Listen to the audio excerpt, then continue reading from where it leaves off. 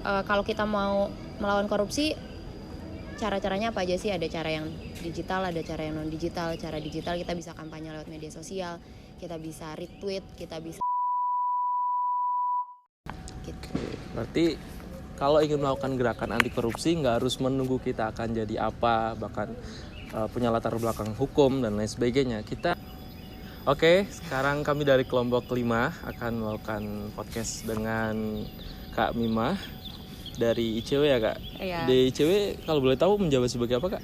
Aku kenalan dulu kali ya, aku Mima di divisi kampanye publik ICW. Oke, itu tugasnya ngapain aja Kak? Kampanye publik itu banyak bersinggungan sama publik, sama masyarakat, nyampein pesan yang ICW bawa ke masyarakat lewat medianya ICW, lewat kegiatannya ICW gitu. Jadi menggalang dukungan publik sebetulnya mirip sama penggalangan dukungan publik tapi lewat komunikasi, aksi gitu loh, kerja-kerja kampanye. Berarti pas banget ya untuk podcast kita yang mana bertujuan mengedukasi masyarakat gimana sih biar state crime itu bisa diminimalisir dengan pencegahan korupsi gitu. Nah, di masyarakat kita ini kan banyak ya Kak yang menentang koruptor yang triliunan segala macam. Tapi banyak juga masyarakat yang nggak paham arti korupsi itu apa gitu. Nah mungkin kami mah bisa diperjelas korupsi itu sebenarnya apa sih gitu.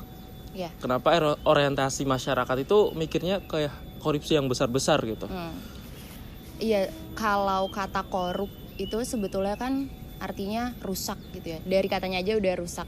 Jadi emang dia sesuatu yang merusak. Tapi kalau lihatnya di Kamus Besar Bahasa Indonesia, korupsi itu segala sesuatu yang sifatnya penyelewengan, mengambil sesuatu untuk menguntungkan diri sendiri atau orang lain, khususnya yang merugikan negara.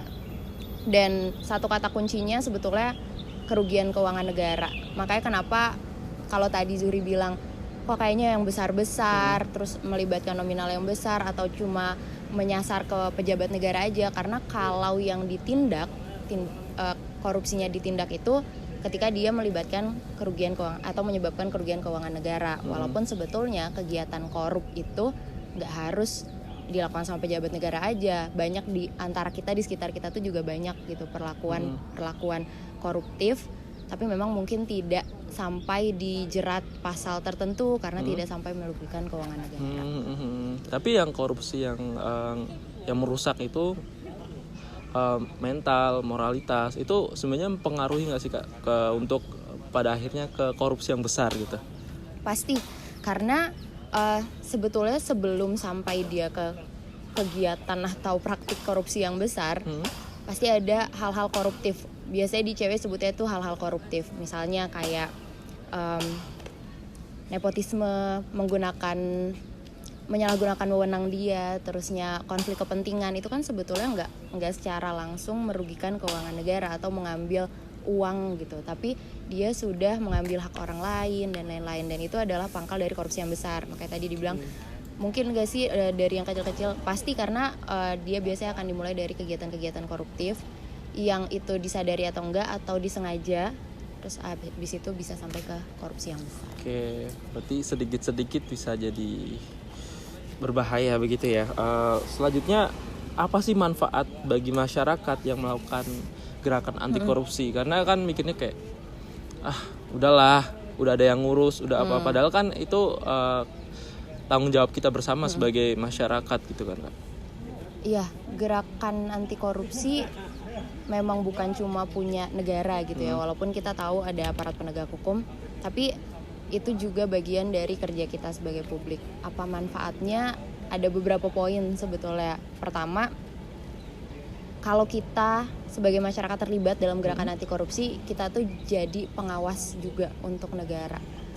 Kita jadi pengawas, mengawasi apa yang dikerjakan pejabat negara, yang itu semuanya kan dilakukan pakai pajak kita. Jadi kita mengawasi dan memastikan bahwa apa yang jadi hak kita di negara ini tersampaikan dengan baik. Terus manfaat berikutnya, kalau kita terlibat dalam gerakan anti korupsi, kita itu juga akan memperkecil ruang-ruang potensi korupsi. pernah dengar nggak sih istilah korupsi itu terjadi di bawah meja? Iya. Nah, di ruang-ruang gelap. Ketika publiknya, kita sebagai masyarakat ngawasin, ruang gelapnya itu jadi makin terang gitu. Akhirnya nggak ada lagi kesempatan buat korupsi. Dan yang paling penting sebetulnya menurutku manfaatnya itu kita sendiri yang akan menjamin hak atas layanan publik kita tuh sampai. Misalnya gini, misalnya kita itu kan berhak atas layanan masyarakat yang bagus. Kita bayar BPJS. Tapi kalau BPJS-nya dikorup, kita susah untuk berobat.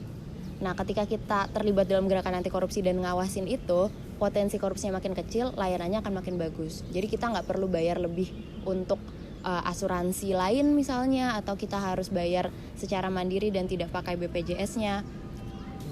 Dan mungkin kasus lain yang menurutku menarik untuk kita ulas, manfaat dari ketika kita terlibat dalam gerakan anti korupsi adalah waktu korupsi bansos. Korupsi bansos itu kalau masyarakat yang nggak bilang ada yang dikorupsi, atau masyarakat yang nggak bilang sardennya buruk nih, berasnya buruk, nggak semua rumah tangga dapat, itu nggak akan kedengeran dan nggak akan diusut, akhirnya nggak akan dihukum. Jadi manfaatnya tuh banyak banget yang mestinya balik lagi ke kita, atau memang hasilnya akan balik lagi ke kita walaupun prosesnya akan sangat panjang. Iya, dan itu butuh banyak tangan, banyak mata, banyak telinga, banyak usaha gitu ya. Nggak bisa dilakukan satu orang, satu golongan saja begitu ya Kak.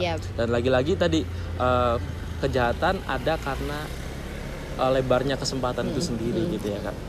Oke, lanjutnya bagaimana sih langkah-langkah yang diperlukan untuk melakukan gerakan anti korupsi atau meminimalisir kejahatan korupsi ini sendiri? Pertama, paham dulu. Kita perlu paham dulu mana yang korup, mana yang enggak. Misalnya ke kelurahan ngurus KTP, terus diminta uang administrasi. Kalau kita paham bahwa mestinya kita nggak perlu bayar, kita nggak akan bayar. Tapi kalau kita nggak paham, kita bayar aja, menganggap bahwa oh ini ucapan terima kasih nih buat petugas kelurahan. Padahal kan mereka sudah dibayar pakai pajak kita. Jadi pertama paham dulu hak dan kewajiban kita. Nggak harus langsung banyak, nggak harus belajar berat gitu ya. Pelan-pelan aja, pelan-pelan dalam konteks pelayanan publik, dalam konteks hal-hal yang kita hadapin sehari-hari gitu. Misalnya di sekolah, di puskesmas, kita tahu mana yang jadi hak kita, mana yang jadi kewajiban kita. Terus setelah kita paham hak kita, langkah berikutnya adalah berani untuk menolak. Menolak kalau diminta pungutan liar, menolak kalau diajak untuk ini kita misalnya mau daftar sekolah, kita beli kursi aja deh gitu. Itu kan juga udah korup. Walaupun mungkin nggak melibatkan pejabat negara atau nggak merugikan keuangan negara, tapi kan itu kegiatan-kegiatan korup yang nantinya akan jadi besar, kayak tadi dibilang akan jadi korupsi yang besar kalau dari kecilnya udah nggak diberhentiin. Terus pertama paham, kedua berani nolak, ketiga itu bersolidaritas. Mungkin bahasanya agak sulit kalau bersolidaritas, kolaborasi, cari kelompok, cari orang-orang yang memang sudah ada dalam gerakan atau punya concern yang sama. Karena gerakan anti korupsi itu kan lawannya berat ya. Koruptor itu juga dia nggak sendiri, dia bareng-bareng. Kalau kita ngelawannya sendiri, kita akan kalah. Jadi carilah orang-orang, kelompok, komunitas yang punya tekad yang sama buat ngelawan korupsi, gimana pun caranya nanti. Jadi berjuang sendiri itu berat gitu. Bahkan Dilan pun nggak bakal kuat gitu ya Kak. Iya. Ini promo film lanjutannya ya? Kita nggak dibayar jadi enjoy aja. Oke. Pertanyaan selanjutnya adalah bagaimana sih hambatan atau kendala yang ada gitu? Mungkin kayak tadi kan nyari kolaborasi, ketemu kelompok yang memang sudah berjuang, tapi kan banyak juga di titik-titik di Indonesia yang memang nggak ada gitu loh. Itu bagaimana menyikapinya gitu Kak? Iya, hambatannya tuh ada banyak ya pasti. Kayak tadi aku bilang, ngelawan korupsi itu nggak gampang, tapi nggak berarti jadi nggak mau gitu. Pertama tadi benar-benar kalau di daerah gimana, hambatan pertama pasti akses untuk melaporkan, akses untuk berkolaborasi tadi.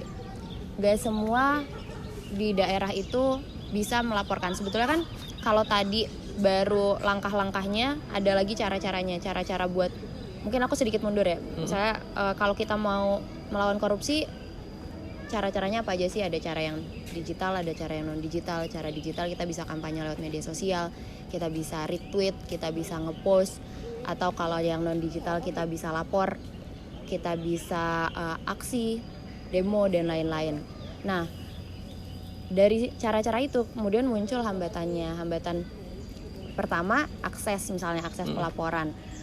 Gak semua pemerintah daerah itu membuka akses untuk melaporkan dugaan pelanggaran korupsi. Atau kalau nggak pemerintah daerah, nggak semua sekolah, nggak semua universitas punya kanal pelaporan dugaan korupsi. Satu, itu hambatannya. Kedua, potensi serangan. Korupsi itu kata yang sering dipakai aja melawan. Pasti ada lawannya kan. Nah, ketika kita melawan biasanya akan ada serangan balik. Itu yang jadi tantangan. Serangan baliknya macam-macam, bisa fitnah, bisa kriminalisasi, bisa hacking. Terus dan itu kadang nggak menyasar kita yang mau ngelawan doang, tapi bisa ke keluarga, ke temen dan lain-lain. Terus tantangan berikutnya adalah sumber daya. Karena ngelawan korupsi itu nggak sebentar, jadi biasanya banyak orang yang capek di tengah jalan. Nggak selesai-selesai nih, kok berat banget, kok diserang gitu. Itu tantangannya. Terus kalau kayak gitu gimana caranya? Biar konsisten.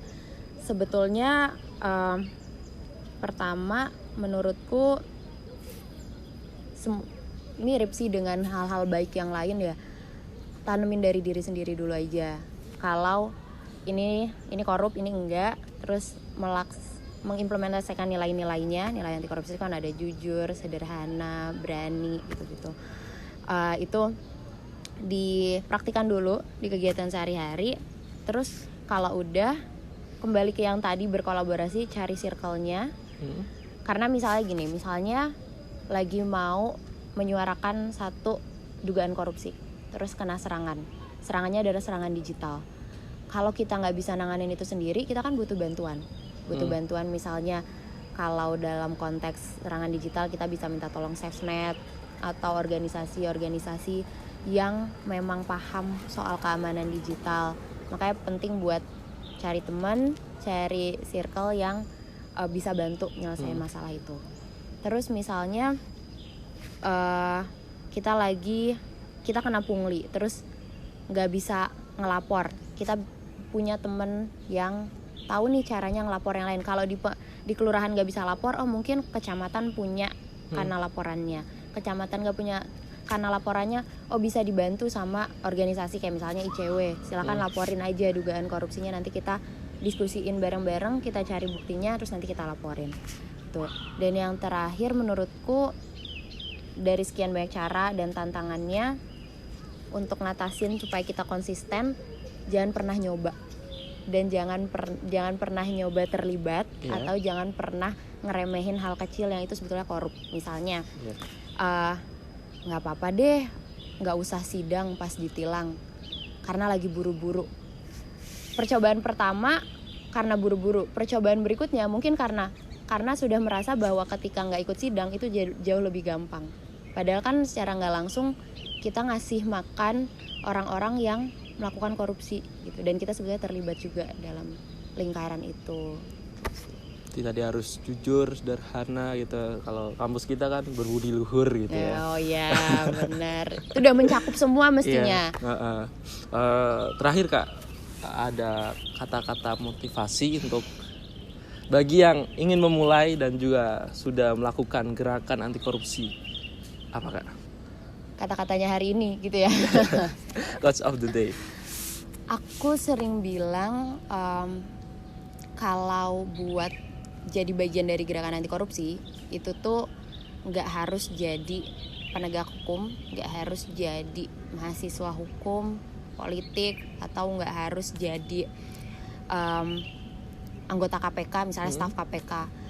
Karena aku dulu juga latar belakangnya bukan aktivis mahasiswa, terusnya memang ya biasa aja kuliah nongkrong gitu, tapi mau terlibat dalam hal ini karena menurutku siapapun kita itu bisa masuk dalam gerakan ini dengan perannya sendiri-sendiri. Dan gerakan anti korupsi itu dia tidak sesederhana gerakan hukum. Dia juga gerakan masyarakat, dia juga gerakan seni untuk melawan, dia juga gerakan-gerakan lainnya, gerakan sosial lainnya yang itu butuh peran banyak orang dengan banyak latar belakang.